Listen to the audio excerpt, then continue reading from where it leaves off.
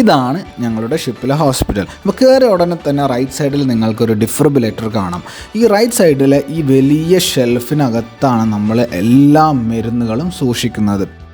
താഴെ കാണുന്ന ഓറഞ്ച് ബാഗാണ് എമർജൻസി മെഡിക്കൽ കിറ്റാണ്. അതായത് നമ്മളൊരു പേഷ്യൻ്റ് റെസ്ക്യൂ ഓപ്പറേഷനൊക്കെ ഉണ്ടാവുകയാണെങ്കിൽ നമ്മൾ ആദ്യം ഈ ബാഗ് എടുത്തിട്ടാണ് ആ പേഷ്യൻറ്റിൻ്റെ അടുത്തേക്ക് പോവുക. പിന്നെ നമുക്ക് പേഷ്യൻറ്റിനെ എക്സാമിൻ ചെയ്യാൻ വേണ്ടിയിട്ട് ഇവിടെ ഒരു ബെഡ് ഉണ്ട്. അതിന് താഴെ തന്നെ പേഷ്യൻറ്റിനെ ക്യാരി ചെയ്യാനുള്ള സ്ട്രെച്ചറുണ്ട്.